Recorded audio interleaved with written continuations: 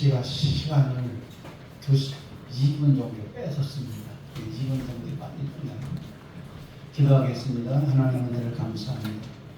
오늘도 하나님이 세상의 많은 사람들 가운데 택하여 하나님의 귀한 종들로 부르시고 택하여 세우시고 이 시간 성령께서 함께 해주시고 은혜를 베풀어 주시므로 저들에게 하나님 말씀을 하나를 들은 열백을 깨달을 수 있도록 지혜와 총명과 명철을 주시고 이 시대에 아름답게 귀하게 능력있게 권세있게 쓰임받는 종들 다 될 수 있도록 인도하시고 축복해 주시옵소서. 우리 하나님 국제신학교 좋은 본교회에 더 크신 능력과 은혜와 사랑을 베풀어 주시고 우리 아버지 하나님 총회장님과 또 하나님 공교장님에게 함께 해주시고 역사해 주셔서 모든 것에 부족함이 없도록 크신 은혜를 내려 주시옵소서. 이 시간 아버지 부족한 점 말씀을 주는데 웃었지만 이 종은 부족하고 일할 겁니다. 성령 하나님께서 친히하시고 함께 하시고 역사해 주시옵소서. 이 시간 아버지 스가랴 말씀을 듣고 배울 때 큰 깨달음 있게 하시고 하나님의 영광을 나타나는 삶이 되어지도록 복내려 주시옵소서. 예수님의 이름으로 기도드립니다. 아멘. 긴 연휴 잘 지내고 오셨죠? 네, 대답 안 하시는 거 보니까 아주 재미없었던 시간 같아요. 그렇습니다. 사실 세상의 일에 우리가 빠져서 있을 일이 아니니까 지금 그런 때도 아니고요. 자, 오늘은 스가랴서 14장 21절의 말씀을 우리가 듣고 배우게 되겠습니다.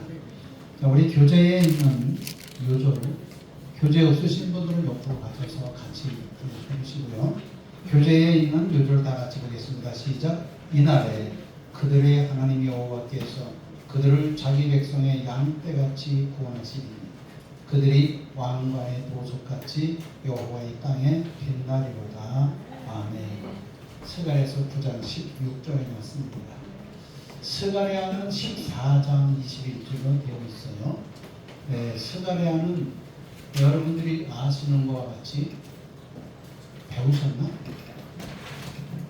오늘 배우시는데 스가랴는 학개 선지자와 같이 포로 귀향해서 하나님의 부름을 받고 말씀을 전하는 선지자가 되었습니다. 그리고 성경의 구약에 보면 포로 귀환돼서 기록된 말씀이 에스라서, 느헤미야, 에스로, 그 다음에 역대상하의 말씀이 있고 또 오늘 지난 시간에 배운 학개서와 오늘 배우는 스가랴서가 이제 그 말씀이 되겠습니다. 학개와 스가랴는 하나님께 부름받고 무슨 일을 하게 되느냐? 포로에서 귀환되어서 하나님의 성전을 재건축을 하고 그리고 여호와 하나님을 경외하도록 하라. 그리고 그 성전 재건축하는 속에 초림의 메시아가 오시고 재림의 메시아가 오신다라고 하는 것을 예고된 말씀이 오늘 스가랴서에 있는 말씀입니다. 지난 학교에서는 그런 말씀이 없었으나 오늘은 1장과 6장에서 7장에서 14장까지 크게 두 개로 나누어서 그런 말씀이 있습니다. 그러면 이제 성전을 재건축하라고 하시는 얘기는 포로 귀환해서 제일 먼저 그들에게 주신 사명이 성전을 재건축하라 그런 얘기예요. 자, 그러면 이제 오늘 시대에서 한 350년 전에 미국이라는 나라가 영국에서 그 조상들이 출발을 해서 아메리카 대륙으로 들어와서 성전을 제일 먼저 지었습니다. 자기들이 지은 큰 텐트 속에서 합숙을 하면서 그들이 하나님의 성전을 먼저 짓고 그리고 이제 다음 달 되면 아마 벌써 추수감사절 진행 계획이 있을 거예요. 다음 달 되면 추수감사절을 지내게 되는데 추수감사절을 그들이 제일 먼저 거기서 하나님 앞에 1년 농사 안 가지고 인디안들이 도와준 그것을 농사해서 성전 추수해가지고 하나님 앞에 먼저 감사를 드리고 그리고 인디안들과 같이 음식을 나눠 먹고 그렇게 해서 시작을 했습니다. 그런데 지금에 와서 이제 그 트럼프라는 대통령이 미국의 선조들이 미국을 세울 때 하나님을 의지하고 왔기 때문에 우리가 그 신앙을 본받아야 된다라고 합니다. 제가 보기에는 참 올바른 생각을 가지고 있는 지도자다라고 그렇게 생각이 들어갑니다. 네, 우리나라의 초대 대통령 이승만 박사가 바로 그런 사람이죠. 그분의 계획 프로그램에 의해서 지금까지 그 바탕에서 자라오게 되었어요. 근데 오늘날 안타까운 일들이 많이 벌어지고 있습니다. 많이 기도해야 될 점이 있습니다. 자, 오늘 스가랴서는 바로 성령을 재건축을 하는 것이 바로 어떤 것이냐라고 하는 것이에요. 성전을 재건축하는 것은 하나님을 경외하기 위해서 되어지는 말씀이죠. 네, 하나님을 경외하기 위해서 세워진 말씀인데, 교회를 세우게 되면 우리가 하나님 중심으로 살아야 돼요. 제가 한 가지 이제 어제 있었던 일을 말씀드리겠습니다. 어떤 행사가 있어서 참석을 하고 회의저 돌아가는 귀갓길에 어떤 강도사님을 만났어요. 강도사님 만나서 그분이 어디로 가려는데 그 역을 어떻게 가야 해요? 그래서 나도 그 길로 가니 저하고 같이 가시지요 라고 하고 안내를 해드리고, 그리고 이제 그분하고 한 4-5정거장을 같이 가야 되는 사이에 대화 중에 그분이 이런 얘기를 해요. 그렇습니다. 지금 목사님 말씀같이 시대가 악하고 어려워서 하나님 말씀 붙들지 않고는 살아갈 수가 없습니다. 그런 얘기를 하는데, 그래서 이제 그 말씀을 토대로 해서 내 생각, 내 뜻대로 열심히 준비를 해야 되겠죠? 이렇게 얘기를 해요. 그런데 제가 거기서 놓칠 수가 없어서 기회를 그분하고는 이제 그 한 4-5정거장 가는 그 사이는 언제 만났는지 모르죠. 뭐 우리 성도도 아니고 우리 교회도 아니고. 그래서 감사히 제가 한 말씀 드려도 될까요? 네, 그래요. 그래서 그 말을 제가 꼬투리로 탁 잡아가지고 얘기를 했어요. 지금 강사님이 말씀하시는 거 하나님 말씀 붙들고 살아간다야 된다. 그분이 말씀하셨어요. 그런데 그 뒤에 하신 말씀이 내가 잘 준비하고 내 뜻대로 해서 그렇게 열심히 일을 해야 되겠죠? 라는 말씀에 제가 문제를 삼습니다. 라고 했더니 깜짝 놀래요. 그래서 이제 지금 긴 얘기는 못하고 짧은 시간이니까 강도사님과 저는 누구 거예요? 그 대답을 얼른 못하고 머뭇거리고 있어요. 그래서 조금 기다렸더니 대답을 해요. 하나님 거요. 그렇게 대답을 해요. 지금 분명히 하나님 거라고 말씀하셨죠? 그랬더니 네, 그래요. 그런데 앞에 말씀하신 얘기하고 그거하고는 맞지가 않잖아요. 틀리죠? 우리가 일상생활에서 말을 참 조심해야 됩니다. 네. 지금 제가 강도사님의 그 말을 내가 꼬투리 잡아서 이렇게 얘기하려고 하는 것이 아니라, 그거 당신이 지금 개척교회를 한 지 2-3달 됐는데요. 그러면서 이제 목사 안수도 안 받았는데 강도사인데 개척교회를 했다고 그런 얘기를 하길래 제가 그래서 그 말을 했습니다. 목사님은, 강도사님은 그런 일을 하시는 분이기 때문에 더욱 제가 이 신앙을 그렇게 말씀드리니, 하나님의 거면 우리는 어떻게 살아야 됩니까? 내 뜻대로 살면 안 되죠. 아까 분명히 내 뜻대로 내 방법대로라고 말씀하셨기 때문에 그거는 잘못된 겁니다. 완전히 버려야 됩니다. 라고 말씀을 했었기 때문에 나중에 그분이 고맙다고 감사하다고, 그래서 그거에 관련된 얘기를 말씀드렸어요.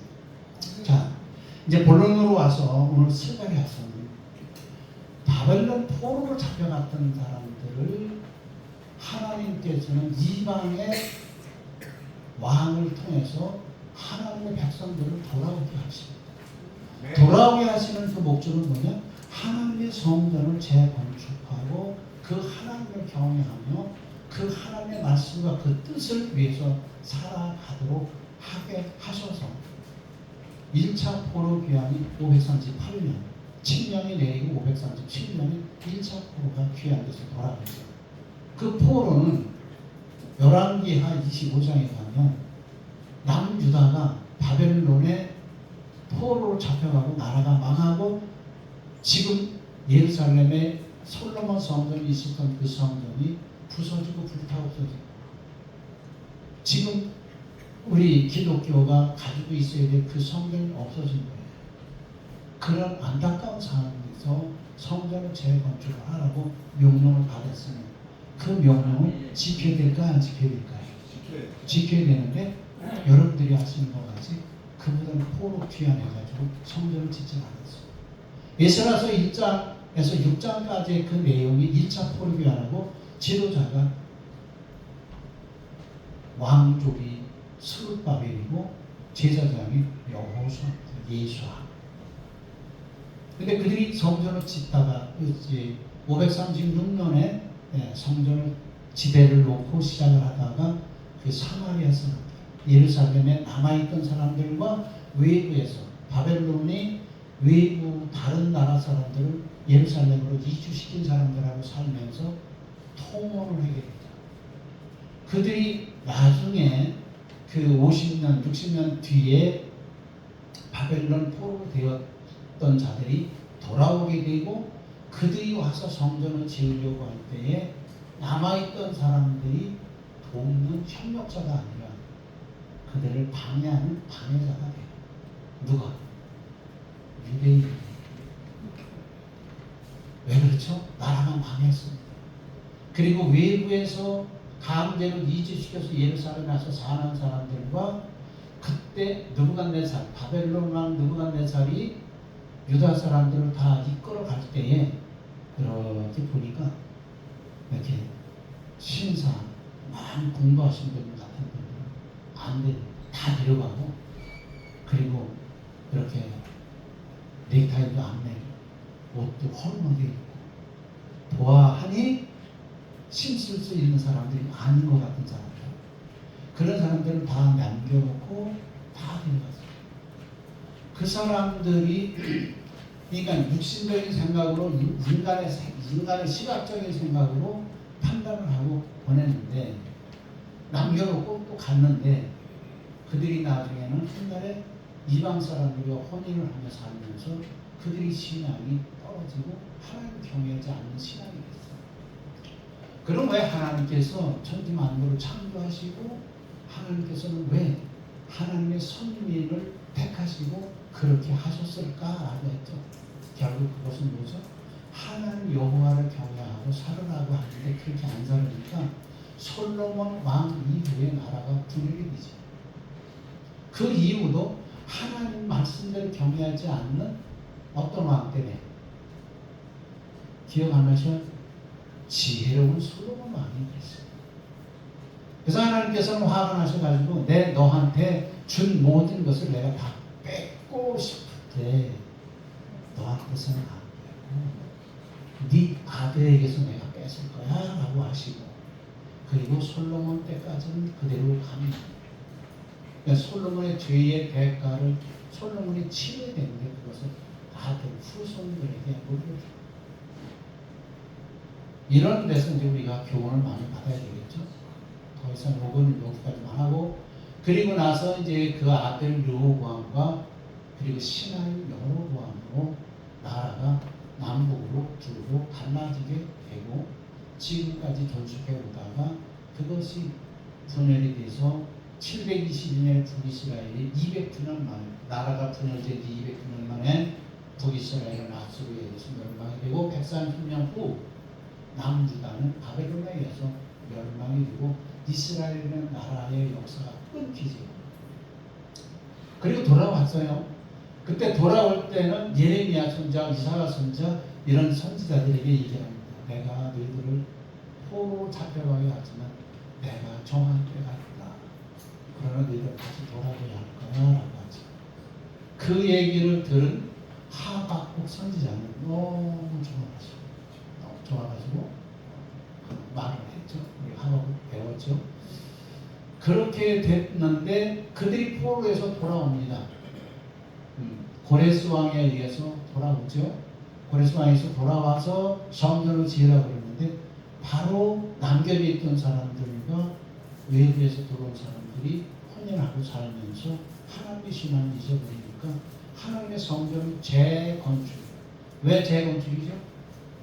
586년에 그 솔로몬 성전이 부서지고 불타고서졌기 때문에 그것을 다시 건축을 하라고 하니까 재건축이 되는 거예요. 그 자리에다가 하는데 사실 모양은 아주 형편없죠.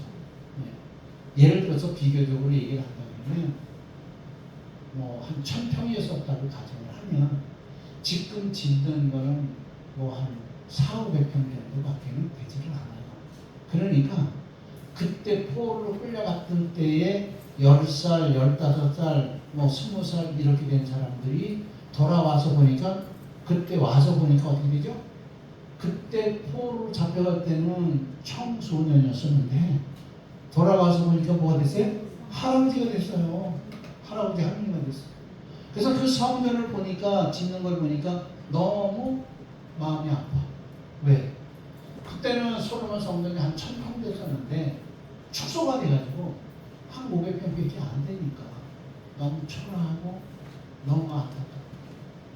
하나님을 경외하지 아니하고 지은 죄의 대가가 바로 이런 거로구나라고 할 때 통해 작업회개 하는 소리와 함께 그리고 또한 성전을 재건축해야 한다는 기쁨과 함께 환호와 슬픔 그런 소리가 나게 되어 있는 걸 볼 수 있습니다. 그래서 그 건축 현장이 슬픔과 기쁨의 그런 소리고 뒤엉켰어요. 복잡한 그런 시대. 근데 이들이 성전을 짓질 않아요? 그 성전을 짓게 돼서 시작을 하는데 그 성전을 짓는 것이 첫째 목적입니다. 그건 뭐예요? 여호와 하나님을 경외하는 그 신앙으로 회복된 걸 얘기합니다. 저와 여러분은 지금 우리의 마음의 성전이 무너졌다면 그것을 회복하기 위해서 우리는 부단한 노력을 해야 되죠. 그분은 우리에게 무너진 성전을 다시 지으라고 말씀하십니다. 네. 그래서 무너진 성전을 다시 지어야 되는데 지금도 안 짓고 계속 남아서 잠을 자고 딴 생각을 하고 계신다 그러면 그거는 아니라고 봐요. 그러니까 우리 잠에서 깨어나셔야 됩니다. 그래서 선지자들이 말하는 얘기가 뭐냐? 너희들이 성전을 짓지 않고 너의 집을 판벽하게, 너의 집은 아름답게 만들고 꾸민다고 했을 때 그것이 너희들이 잘 살고 행복하고 기분이 좋더냐라고 하나님이 선지자들을 통해서 물어보시는 거예요. 그랬더니 아니라는 거예요. 그래서 하나님은 다 아시죠.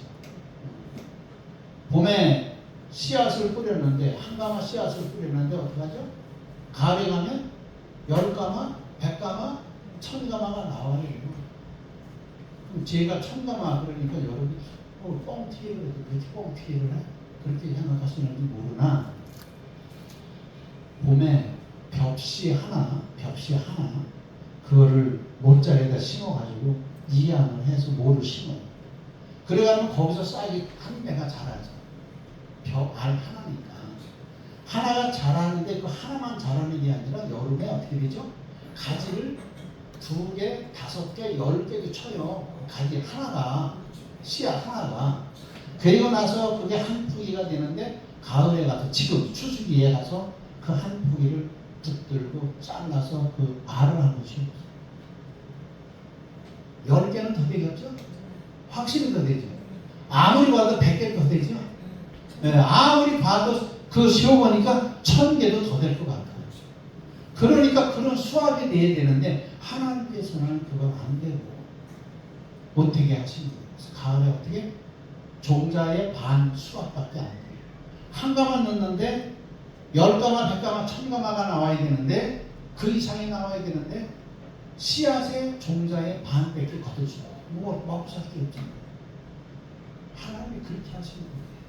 여러분들이 혹시 삶 속에서 그런 상황에 지금 있다 그러면 학교와 스가랴 선지자 또 다른 선지자들로 하나님께서 말씀하시는 무너진 성전을 재건축을 하라. 그 음성을 크게 들어서 와 빨리 성전을 건축하셔야 되는 줄 믿습니다. 네. 그래서 성전 재건축하는 것이 이제 묵시 예언이고 그 성전을 건축하게 되면 어떤 일이 생기냐면 초기 초림의 메시아가 오신다. 초림의 메시아뿐만 아니라 재림의 메시아도 오실 것에 대한 예표가 구약 성경에서 이렇게 지금 우리 말씀 속에서 숨겨져 있다라고 보게 되고, 그 말씀을 이제 시간을 통해서 드러내시는 것입니다. 자, 그래서 이제 우리가 이 성경을 보면 앞에 있는 게요와 스가랴 서론에 대한 얘기를 여러분들이 꼭 읽어보셔야 돼요. 이게 어느 시대 때예요? 어느 시대? BC 520년. 520년이 무슨 때냐? 성전을 짓지 않고 그들이 16년 동안을 방책을 했어요. 뭘? 성전 재건축하는 거예요. 하나님이 성전을 지으라고 그러고 지으니까 남겨두고 갔던 이스라엘 사람들과 혼인을 외국 사람들하고 한 그 사람들을 가리켜서 사마리아 사람들, 그 사람들이 사는 지역은 사마리아 사람. 그래서 여러분, 사마리아 하면 예수님 당시에 무슨 생각이 나죠? 그렇죠, 사마리아 여자.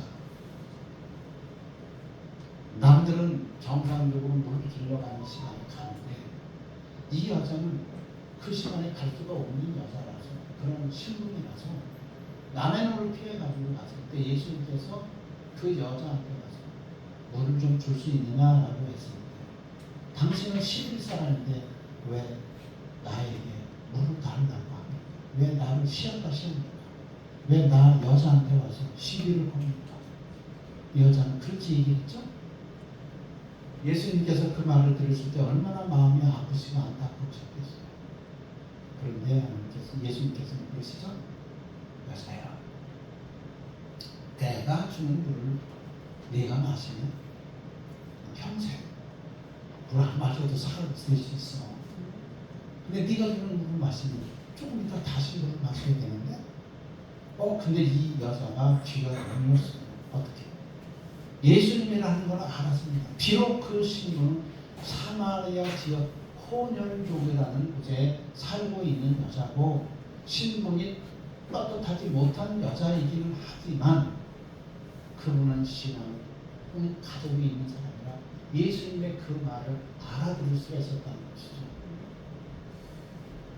그래가지고 대화하고 그가 믿음이 생기니까 자기가 사는 동네에 들어가서 와보세요. 지금 너희가 기다리는 그분이 여기 계십니다. 그래서 와봐. 그게 부흥의 현수막의 제목이 되십니다. 와봐. 영어 얘기 필요 없어. 와서 너희들 눈으로 직접 확인해봐. 와. 그랬던 사건이 있었죠. 그래서 성전을 지으라는 겁니다. 그 성전이 지어질 때에 무엇이 되느냐?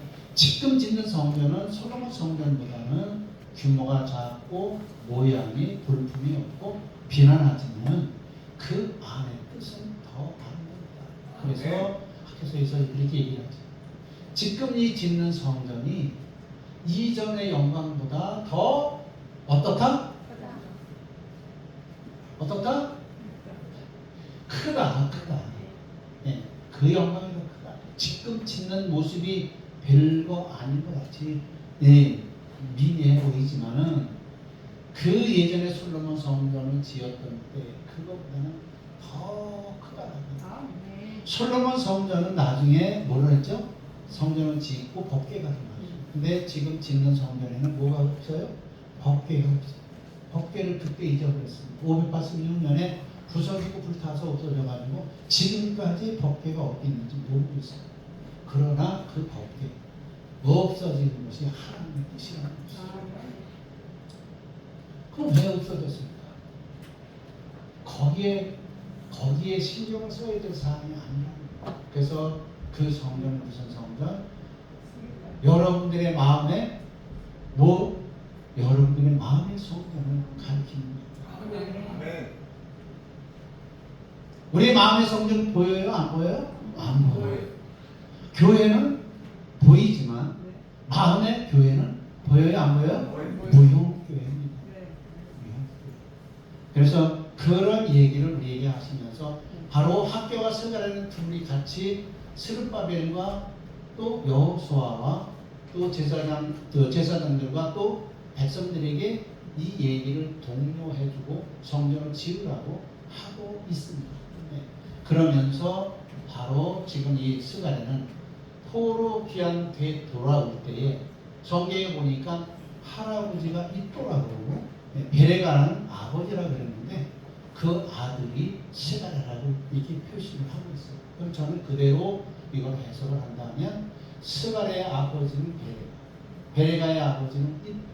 그래서 할아버지, 아버지, 손주가 함께 포로 귀환을 했어. 언제? 538년에 포로 귀환할 때 돌아왔어요. 그때 나이는 어렸을 거로 보입니다. 뭐 10살이나 15살이나 그렇죠? 그리고 돌아와서 성전 짓지 않고 있으니까 시간이 지났다면 16년을 성전 짓지 않고 있었으니까 이 아이가 자랐지. 그때 하나님께서 스가랴야 이리 와. 그리고 말씀을 하시면서 말씀을 스가랴한테 주신 거죠. 그러니까 이 스가랴는 어떤 면에서는 왕족 집안의 그 후손이 아닌가 이렇게 추정을 하고 있습니다. 그러면 하나님께서 선지자를 쓰실 때 보면은 아주 쉽게 얘기해서 무식한 사람, 농사나 짓고, 그죠? 농사나 짓고 그냥 이렇게 하는데 사실은 별 학력이나 뭐 드러낼 곳이 없는 그런 사람들이 있는 거 아니에요. 때에 따라서는 하나님께서는 왕족이나 제사장의 그 후손들을 사용하셨다고 했어요. 그러니까 그거는 아버지의 하나님의 계획대로 움직이는 거지, 그건 우리가 왜 그랬어요 저랬어요 가타부타 뭐라고 얘기할 수 있는 상황은 아니지 않습니까? 그래서 하나님께서는 이 스가랴가 바벨론 포로지에서 거기서 태어나가지고 귀국해서 그리고 귀국해가지고 훈장되어서 하나님께서 부르시고 선지자를 쓰시면서 성전 재건축하고 있는 이들에게 가서 얘기를 해라. 그래서 학교와 스가랴가 같이 가서 그 얘기를 해야죠. 그러니까 학교보다는 젊은 사람이고 학교는 스가랴보다 나이가 들은 사람이고 이렇게 이해가 되겠습니다. 자, 그러면 이제 이 여러분들이 이거 서론과 이 개요를 다 읽어보셔야 되겠고, 그리고 오늘 이제 본론에 들어가서 이 스가랴 전체를 가는 14장 21절의 말씀이죠. 그래서 이걸 한마디로 얘기를 하라 그러면 성전 재건. 이 이제 개관을 했습니다. 개관을 했더니 대단한 1번이 8가지 환상이 있습니다. 6장 15절로 되어 있습니다. 그리고 소단원이 이제 3가지가 있고요. 두 번째의 대단원이 4가지 메시지가 있습니다. 4가지 메시지. 그리고 세 번째 대단원이 2가지 경고가 있습니다. 9장부터 14장까지 6장이 경고가 되겠습니다. 자, 이 말씀을 또 다시 개관을 해서 보면 1대단원과 2대단원을 묶으면 성전 건축 도중에 이 말씀이 쓰여졌다. 그러니까 성전 재건축이 되죠. 솔로몬 성전이 무너진 그 자리에 솔로몬 성전과 같은 규모로 짓는 것은 아닙니다. 아닌데 축소된 상태에서 짓죠. 근데 그때의 성전을 재건축할 때에 스가랴에게 말씀하셔가지고 하나님이 말씀하시는 얘기를 기록을 한 거예요. 그러면 이 얘기는 뭐와 같으냐? 모세가 출애굽할 때에 애굽에서 기록된 것이 아니에요. 모세오기는 어디서 기록했느냐? 시내산에서 기록했습니다. 시내산에서. 그렇기 때문에 시내산에서 거기서 머무르는 기간이 한 11개월 정도 되잖아요. 그때 하나님께서 모세가 나에게 올라와라 그러면 그 시내산에 올라가요. 2980m가 되는데 그 노인네가 80이 넘은 노인네가 거기 올라가요. 내려가면 또 내려가요. 그거를 하루에 올라갔다가 또 하루에 내려오는 경우도 있어요. 그거를 몇 번 했느냐? 8번을. 그때 그런 상황에서 하나님께서 그에게 지혜를 주시고 그 모세의 모범을 기록할 수 있도록 하게 하시니까 썼어요. 스가랴는 포로지에서 쓴 게 아니고 포로에서 귀한 한 상태에서 성전을 재건축하는 상태에서 하나님께서 그걸 쓰게 하시고 그러시죠. 여러분들도 공부를 이렇게 하게 하실 때 하나님이 부르시고 그런 마음을 주시고 성령 인도하시니까 오늘 이 시간 여기 와 계신 거예요. 제가 설교가 강의가 좋아서 아니에요. 성령께서 여러분들을 붙들어서 이렇게 하고 가서 배워라라고 하시니까 여기 와 계신 거예요. 이거는 강연도 초연도 하시지 못하는 거예요. 다만 그 자리, 그 환경만 만들어 주실 뿐입니다. 하시는 일 누가 하신 거? 하나님 하신 거. 믿으시죠? 네. 그래서 오늘도 이 스가랴는 바로 포로 귀환돼 가지고 있을 때 나이가 좀 들었으니까 이제는 내 말을 들을 수 있고 말을 전할 수 있는 사람이 됐구나 했을 때 스가랴를 불러가지고 그 일을 하게 하십니다. 그 다음에 세 번째 두 가지 경고는 어디 있습니까? 교재에 있습니다. 교재. 성전이 완성된 후에 쓰여진 그런 내용이다라고 하고 있습니다. 자, 그러면 대단원 1번으로 가서 보면 6장 15절로 되어 있죠. 대단원 1번으로 가서 보면 첫째, 회개의 조건. 회개의 조건 뭡니까? 과거 회개, 회고에 대한 회개 요청입니다. 스가랴가 손을 받았고 열조에 대한 심이 놓아진 하나님의 말씀. 이게 무슨 말씀이냐? 지금 너희들이 포로지에서 돌아와서 나 여호와의 성전을 지으라고 했는데 너희들 안 짓고 있잖아. 이거 어떤 말씀? 이거를 하나님이 책망하십니다. 뭐를 얘기하십니까? 나라가 망하기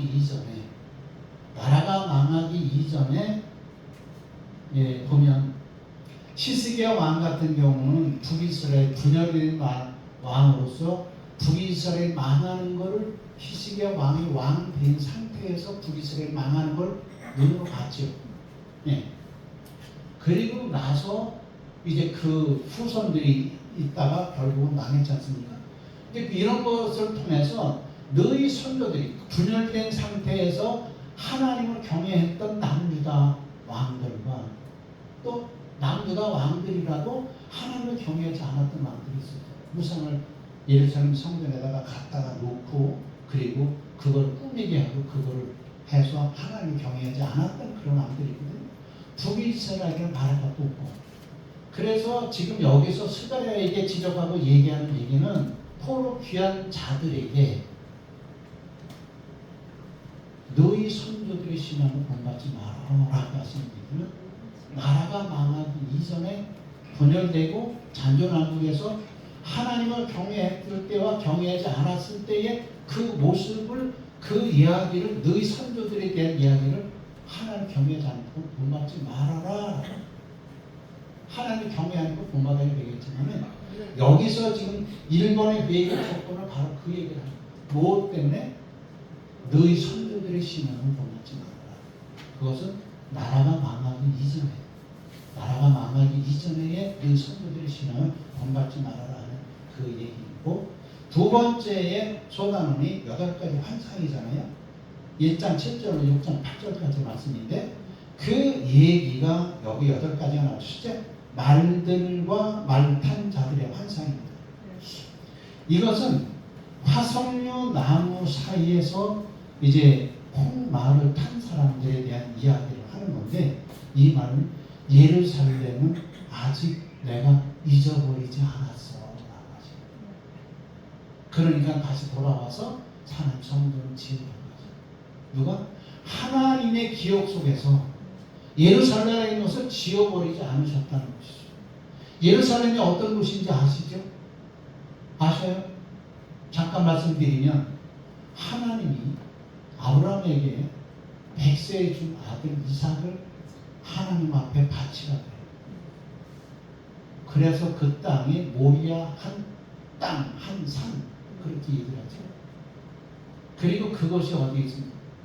다윗이 법궤를 옮겨오다가 타작마당에서 우사라는 신하가 죽게 되고, 그리고 거기서 나중에 다시 가져오게 되면서 하나님 앞에 제사를 드린 곳이 바로 그곳이에요. 타작마당. 그러니까 어떻게 보면 모리아 한산, 아브라함이 이삭을 드렸던 그 이름하고 달라요. 그런데 장소는 같은 곳인데 그렇게 얘기해요. 그리고 나중에 그곳에다가 예루살렘 솔로몬 성전이 지어지는 곳이에요. 그것은 솔로몬이 지은게끔 한 게 아니라 하나님께서 다윗에게 설계도를 주시고 장소를 지정하신 곳이 바로 그잖아요. 그렇기 때문에 예루살렘이 그렇게 하나님의 계획과 섭리가 되신 곳인데 그것은 언제부터? 창세 전부터 계획해 놓으시고 지정해 놓으신 곳이라는 그 말씀이 지금 스가랴 다음 시간에 말라기인데 성경 39권 중에서 오늘 38권에서 그 얘기가 창세기에 있던 얘기랑 연결돼서 같이 됩니다.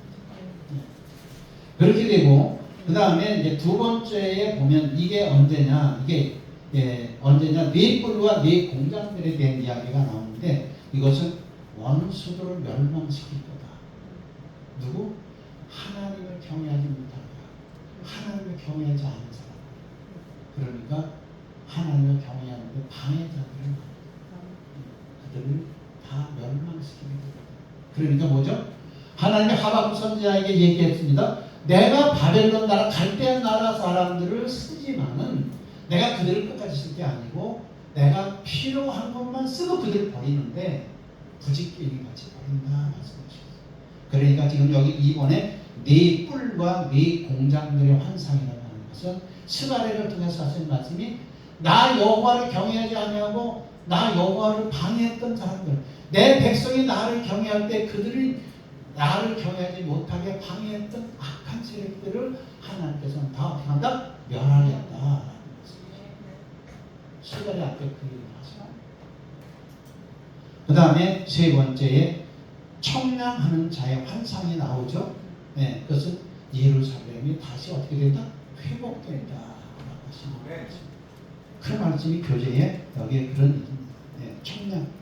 예루살렘의 청량한 장광을 보고자 손에 청량줄을 잡으니 이스라엘을 회복하신다는 하나님의 말씀을 전하는 천사. 교재에 나와 있던 몇 절 몇 절까지 나와 있습니다. 그 다음에 네 번째 여호수아의 대제사장의 환상이 나오죠. 네, 그것은 그 민족을 정결하게 하겠다. 정결하게 하겠다.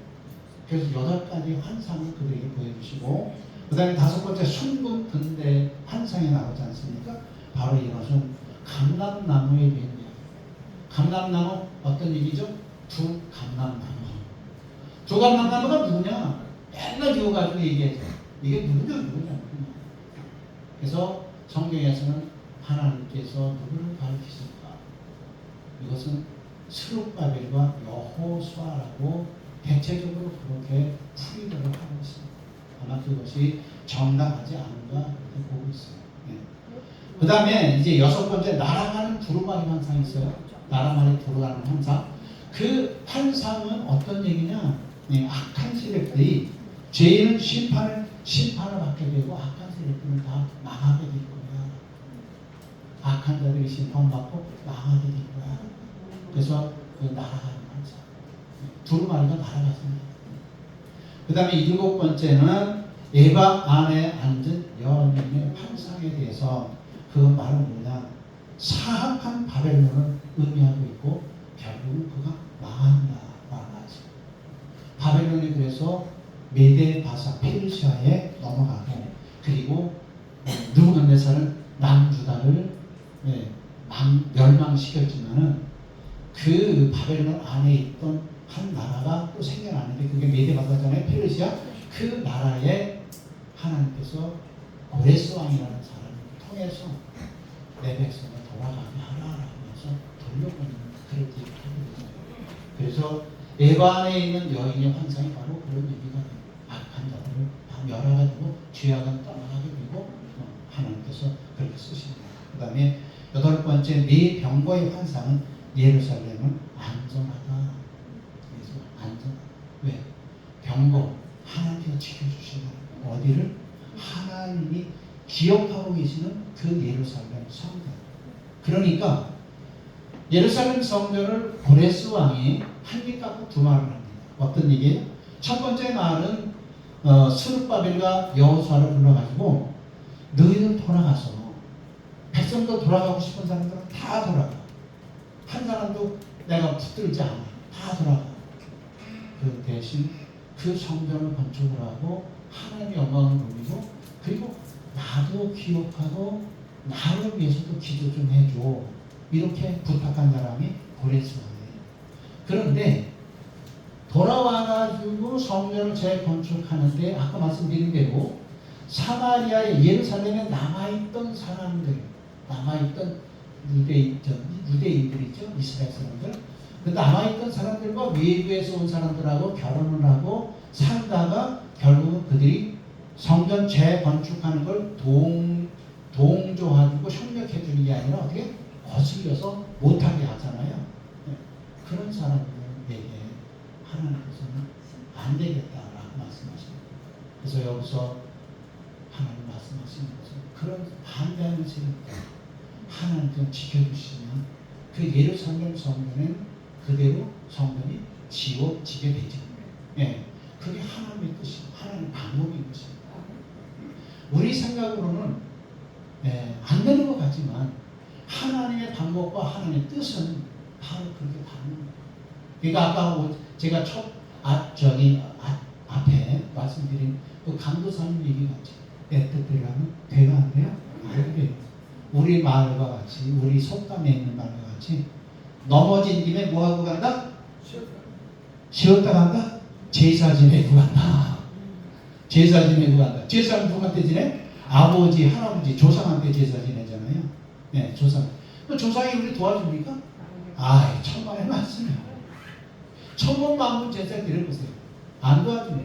네, 하나님 앞에 무릎 꿇어야 되는 일이죠. 네, 그래서 네 병거의 환상은 하나님께서 기억하고 계신 그 예루살렘, 그 솔로몬 성전, 그 터에다가 짓는 것, 그것이 바로 이제 우리 성도들의 각자 마음의 성전이 건축이 되게 되는 거예요. 거기는 영원하게 되는 거예요. 거기에는 하나님의 축복이 항상 교제가 되고 역사가 있어지는 그런 장소가 된다는 것을 우리에게 약속해 주신 거예요. 그리고 세 번째 여호수아의 멸류관 환상이 나옵니다. 여호수아의 멸류관 환상 하나님의 지시가 나오잖아요. 그래서 이것은 앞에 있는 8가지 환상을 통해서 하나님께서 이렇게 역사하신다라고 얘기하는 것은 하나님의 종들과 하나님의 백성들을 하나님이 지켜주시고 보호하시고 인도하시지만 하나님을 반대하고 하나님을 이제 거스리는 자들에 대해서는 어떻게 한다? 하나님이 심판하시고 하나님 버리시고 그들을 멸하게 하신다라고 분명히 말씀하셨어요. 그런 토대에서 여호수아의 멸류관의 환상을 보여줍니다. 그렇게 돼야 여호수아가 제사장이니 이스라엘 백성들을 가르치고 하나님의 영광 돌릴 수 있는 그런 삶을 살게 되는 거 아니겠습니까? 네. 그런 분위기와 환경을 만드는 거죠. 그래서 여기 보세요. 이 교재에 보니까 여호수아에게 멸류관을 씌워줍니다. 할렐루야. 아멘. 목사가 안수를 받고 목회를 하는 데에 하나님이 도와주지 않으시면 아무것도 안 돼요. 그게 뭐예요? 멸류관을 씌워주시는 거예요. 하나님께서 권한을 주시는 겁니다. 능력을 주시는 겁니다. 하나님께서 뒤를 봐주시는 거예요. 그렇지 않으면 암만 내가 준비를 잘했다고 한다 하더라도 하나님의 마음에 들지 않으면 멸류관을 씌워주는 게 아니라 벗길 수도 있어요. 네. 그러나 하나님은 참으시는 분. 왜? 솔로몬이 잘못했을 때 솔로몬 너한테서 다 뺏어야 될 거야. 성경에 분명히 기록됐습니다. 그런데 내가 너한테서 뺏지 않고 네 자녀에게서 내가 뺏을 거야 라고 하시고 나라가 분열이 되는 것이었어요. 그렇기 때문에 저나 여러분이 하나님의 일을 맡게 되고 하나님을 알게 되고 하나님을 경외하게 되면서 우리가 하는 일은 내 뜻을 버리는 누구같이? 사도 바울같이. 사도 바울이 그렇게 얘기하잖아요. 그가 예수를 모르고 핍박할 때는 그렇게 했지만 사도 바울이 다 버렸습니다. 뭐같이 버릴까? 배설물 같이 버릴까? 여러분 똥 싸고 나서 그 똥 아까운데 저거 어떡하지? 다시 가져가야 가져가야 되거든요. 그리고 다시 집어넣고 다시 호주머니에 넣어서 가져갑니까? 못 버리잖아요. 배설을 하죠. 뭐 가장 많이 배운 그때 당시에 가장 많이 배운 것은 가말리엘 문화세가 그러면 지금 이 세상에서 가장 많이 배웠다는 거예요. 우리 한국으로 말하면 서울대학교. 그죠? 그 다음에 미국이나 다른 세계로 말한다면 하버드 대학교, 프린스턴 대학교, 뭐 이런 대학 아니겠습니까? 그런 데서도 그냥 공부하고 꼴찌가 아니라 이 수속으로 공부한 사람이에요. 그 젊은 나이에 그런 실력이 있으니까 대제사장들이 그에게 지금으로 말하면 검사장의 권한을 주고 그리고 체포조를 항상 데리고 다녔어요. 저 사람 데리고 가서 잡아요. 누구? 사도 바울은 사울을 가만히 있고 저 사람 그러면 체포조가 가서 손발을 다 묶어가지고 감옥에 보내고 때리고 죽이기까지 해도 걱정할 게 없는 사람. 그런 실력 있는 사람이 뭐를 벌습니까? 학문과 지식과 자기의 모든 권한을 다 버렸다고 합니다. 그리고 누구의 뜻? 그분의 뜻, 예수님의 뜻, 하나님의 뜻만을 나타내는 사람. 그렇기 때문에 그는 고린도 전서에서 보면 그는 여러 가지 환난을 당하고 고난을 당한 그 내용이 모아져서 나오지 않습니까? 11장에 보면. 그런데 그 내용을 당하면서도 그는 어떻게 다 참고 하나님의 은혜라고 해요. 그러면서 뭐라 그러죠? 나는 날마다 죽고. 여러분 날마다 죽어요? 어떻게 죽었어요?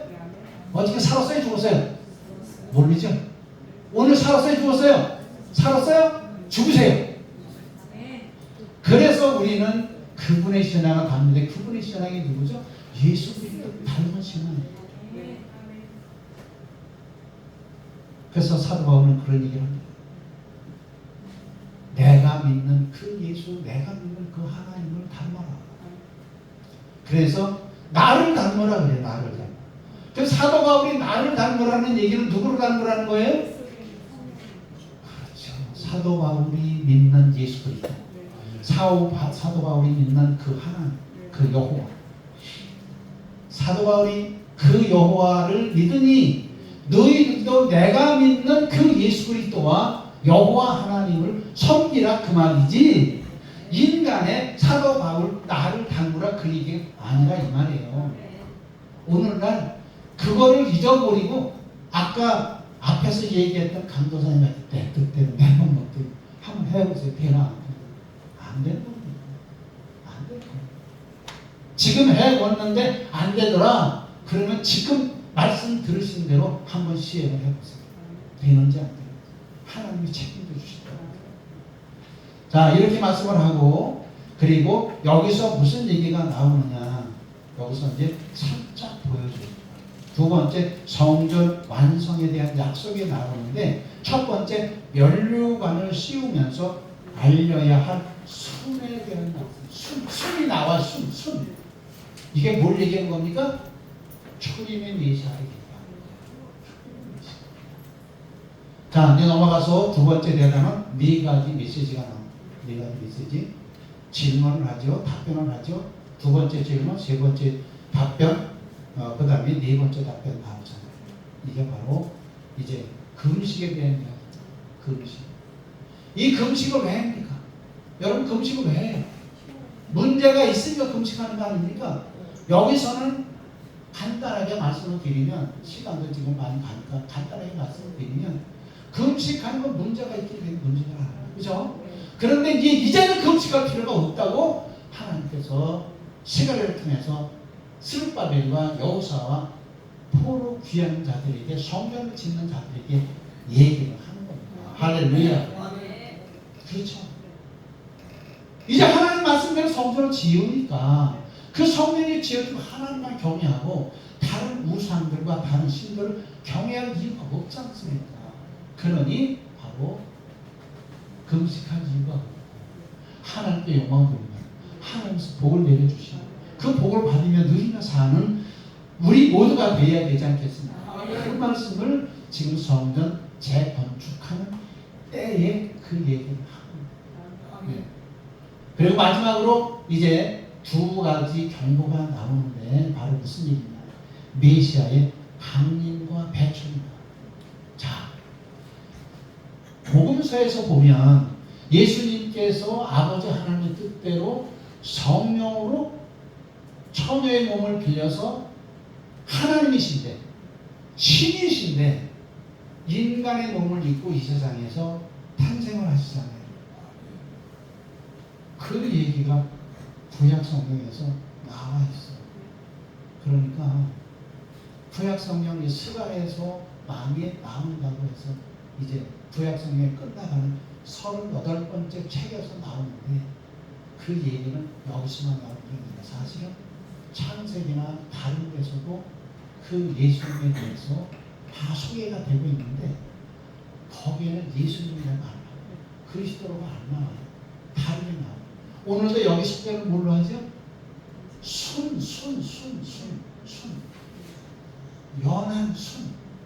연한 순. 여러 가지로 얘기를 하고 있습니다. 여러 가지로 얘기를 하고 있습니다. 그래서 여기에서 금식하는 시간은 이제는 필요 없다. 내가 너희들의 잘못을 다 용서하고 그리고 성전이 지어지면서 출입 메시아가 오실 것에 대한 이야기. 그래서 뭐냐? 열국 여러 나라들, 하나님을 경외하지 않는 나라들 하나님 심판하신다 라고 하십니다. 그 얘기가 메시아의 강림과 배척에서 열국들에 대한 심판이 나오지 않습니까? 하나님 경외하지 않는 사람. 그 다음에 두 번째 보니까 메시아의 초림과 재림. 여기서 이제 이 말을 바꿨습니다. 그래서 이것이 뭐냐? 9장 9절 17절의 말씀인데 이건 승리의 입성이 되는 거죠. 승리의 입성. 자, 성전이 건축이 될 때도 스룹바벨과 여호수아는 성전만 건축을 해요. 그러면 뭐가 건축이 안 되죠? 성벽이 건축이 안 됐습니다. 다시 말하면 쉽게 해서 우리로 말하면 지금 아파트 같은 경우는 아파트가 한 층이 쭉 올라가니까 뭐 20층이 됐든 50층이 됐든 그냥 그렇게 되니까 뭐 울타리가 필요한 것 같지 않아 보이지만 그러나 아파트 단지는 울타리가 있어 없어? 있잖아요. 그러하듯이 586년에 무너진 성전이 건축은 되어졌지만은 그 성벽은 무너진 채로 그대로 있어요. 그러니까 뭐냐? 통제가 안 돼요. 성전에 들어가야 될 시간, 나가야 될 시간, 이것이 통제가 안 돼요. 다시 말해서 교회 안에 들어와서 예배를 드려야 돼서 아니면 시장 왔다가 그냥 교회 안 성도들이 아닌 데도 들어와가지고 쉬었다가 가는 사람. 교회 안에 그렇게 되면 되었어요? 안 되었어요? 안 되잖아요. 그러니까 통제를 하기 위해서 예스나 느헤미야 시대 때에 포로에서 돌아와가지고 그는 술 맡은 만장인데 포로에서 돌아와서 성벽을 재건축을 하고 그리고 다시 자기 그 받은 나라에 가서 왕한테 보고를 하고 그리고 나중에 최종 저 돌아가겠습니다. 대왕 고레스 왕께서 허락하신 대로 전시로 돌아가겠습니다. 그래서 그때의 왕이 허락을 받고 돌아가시고 이렇게 됩니다. 자, 그래서 여기서 메시아의 초림에 대해서 이제 얘기하는 것이 바로 예루살렘에 입성하게 되신다. 그러니까 예수님이 이 어디에 오셨어요? 베들레헴에 오셨지 않습니까?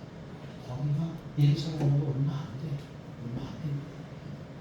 그리고 배척받은 메시아. 자, 나오죠? 그게 아까 앞에서 얘기했던 대로 초림의 메시아가 오셔서 곱게 인정받고 사랑받고 축복받는 그런 삶이야. 얼마나 어려움을 당하고 핍박을 했어요. 언제부터 그래요? 출생하는 날부터 핍박을 하는 거예요. 왜? 여러분 성경에 보니까 동방박사들이 헤롯 왕이 왕한테 가서 동방박사들이 헤롯 왕한테 가서 왕이요 지금 이 이스라엘에 왕이 새로 났는데 그 왕을 지금 하늘의 별이 우리를 인도해서 여기까지 왔는데 거기가 아기가 태어난 장소, 왕이 태어난 장소를 모르니 왕은 아십니까? 물었더니 깜짝 놀라가지고 내가 왕인데 누가 왕이야? 그러면서 정색을 하고 동방박사들한테 얘기를 하죠. 어떻게? 나도 경배하러 갈 테니 갔다가 꼭 나한테 가서 보고 좀 해주고 가셔. 그랬는데 하나님께서 동방박사들에게 사인을 내려주면 가서 얘기하면 그 왕을 죽일 거야. 그냥 가지 말고 다른 데로 가. 갔어. 왕이 이제 기다리고 있습니다. 명령을 했으니까 왕의 명령을 어길 수는 없겠지. 그리고 왕이 그걸 기다리고 있어요. 이거 왕이 똑똑한 왕이 아니에요. 보니까 기다리고 있는데 안 와. 안 오는데 시간을 조금만 봐도 안 와. 그러니까 안 됐다 싶으니까 어떡하죠? 신하들 알아보니까 그 사람들이 동방박사들이 다른 길을 해서 자기들이 갈 길을 가버렸어요. 안 오지. 그러니까 자기가 그 예수 그리스도께서 태어나신 자리를 모르니까 어떻게 하죠? 오늘부터 3살짜리까지는 남자애는 다 죽여라. 그렇죠? 영아 살해 사건 명령이 내리지 않습니까? 그러니 예수님은 어떻게 돼요?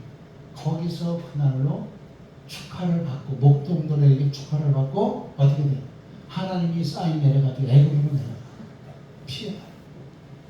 예수님이 탄생하시자마자 이런 어려움을 당하게 되잖아요. 그러니까 오늘 스가랴는 그 얘기를 하시는 거예요. 지금 이때가 언제입니까? BC 520년이에요. 예수님이 오시려면 아직도 520년이 남았잖아요. 물론 예수님이 기록된 역사적인 기록으로는 BC 4년에 출생하신 걸로 탄생하신 걸로 되어 있지만은 이때 연도가 520년. 그리고 성전 짓는 것이 4년 516년에 완성이 되지 않습니까? 이때 제목이 됩니다. 이때 기록된 말씀이 바로 500년 후에 있습니다. 그 얘기를 하십니다. 그러니까 하나님께서는 500년 후에 될 일, 400년 후에 될 일, 1000년 후에 될 일, 이런 얘기를 다 얘기를 해 주시는 건데 오늘 우리가 이 소리를 들으면서도 아직도 깨어나지 못한다면 안 된다는 것이죠. 우리나라가 지금 이렇게 힘들고 어렵게 된 것도 언제부터입니까? 정확히 따지면은 80년 전부터 계획이 있었던 거예요. 악의 세력들이 그 순간을 놓치지 않고 이 시대를 잡으려고 그들이 지금 잡고는 있지만은 그들이 완전히 잡지 못합니다. 왜? 하나님의 자녀들이 있기 때문에. 바로 이것도 뭘 얘기하느냐? 하나님의 말씀대로 살자는. 왜? 140년 전에 하나님께서 선지자들을 보내가지고 우리 한국 땅에 너희들을 내가 사랑하고 너희들을 내가 축복하고 너희들을 내 자녀로 삼을 거야 라고 하셔서 했는데, 그래서 하나님은 이승만 박사 같은 사람을 초대 대통령으로 대한민국을 세울 때에 재헌국회가 뭡니까? 목사님이 기도하고 시작된 것이 우리 대한민국 국회고 전 세계 어디 봐도 그렇게 한 데가 없다는 겁니다. 이러는 사실을 우리가 지금 모르고 하나님의 말씀대로 살지 않으니까 어려움을 당하고 우리가 기도 많이 해야 됩니다. 얼마나 지금 심각한 상황인지 모르지 않습니까? 우리가 이 말씀을 들으면서, 스가랴의 말씀을 들으면서 예수님이 오시면, 앞으로 500년 후에 오시면 그분도 그렇게 어려움을 당해요. 왜? 예수님인데, 구세주인데 그분이 어려움을 당하면 우리는 그렇다면 저와 여러분 이 말씀을 듣고 우리는 깨어 기도해야 됩니다. 배척받는 얘기, 그 다음에 두 번째 메시아의 재림과 통치. 그분이 다시 오신다는 거예요. 어떤 분? 초림의 메시아로 오신 그 메시아가 인류를 구원하시는 계획을 세우시고 많은 사람들에게 먹을 것, 입을 것, 병 고치는 문제를 해결해 주시고, 그리고 제자들을 불러서 12명을 세우는데 한 사람 실패하잖아요. 그리고 특별한 사도 한 사람을 더 택해서 사울을 불러서 바울이 되게 하셔요. 그리고 그를 통해서 특별한 사도를 쓰시죠. 그러면서 세계복음화가 이루어지게 하시고, 그리고 한 사람을 추가해서 마태를 포함해서 12사도를 통해가지고 예루살렘을 비롯해서 전 세계 역시 복음의 증을 전파합니다. 그 사도들이 다 하나같이 남아있는 사람이 없고 모두가 다 순교했습니다. 예수 믿고 순교해야 된다는 그런 각오가 아니면 우리가 지도자의 삶을 살아갈 수 없어요. 각오하시오. 대한민국 교회가 지금 압수수색을 당하고 있는 상황. 전두환 시대 때 안 했습니다. 박정희 시대 때 안 했습니다. 이게 뭘 얘기하는 겁니까? 오늘 저나 여러분이 그렇다면 지금 이렇게 가만히 자리에 앉아 있을 수 있는 겁니까? 하나님께서 주신 교회, 주님 피값으로 세우신 교회예요. 거기에 머리가 되시는 예수님의 교회가 이렇게 어려움을 당하고 주의 종들이 어려움을 당하고, 왜 오늘 이 얘기가 나오는지 나도 모르겠어요. 이방 말씀을 전 세계 사람들을 다 구원하기 위해서 아버지 하나님께서 당신의 아들 예수 그리스도 이 땅에 육신의 몸을 입고 오시기 위해서 그분만이 신이면서 인간의 몸을 입으신, 그래서 신인 동형론이라는 그런 단어까지 나왔지 않습니까? 하나님이시니 훌륭하시다. 그런 하나님을 경외하지 않을 수가 없는 것이죠. 그래서 그 나라는 나중에 이렇게 재림의 메시아가 오게 되면 영원한 나라가 있게 되고, 그 예수를 진실로 믿은 사람들은 한 사람도 변함없이 다 부활되거나 변화돼서 그 나라에서 그 하나님과 그 예수님과 영원 무토록 영원히 살게 되실 것을 믿으시기를 주님 축원합니다. 기도하겠습니다. 하나님, 오늘도 저희들을 사랑하셔서 선지동산으로 인도해 주시고 하나님 말씀 스가랴를 배우게 하셨습니다. 스가랴를 통해서 하나님 무너진 성전을 재건축하라고 하셨고, 또 그 성전을 건축하는 것은 이전 영광보다 지금 영광이 더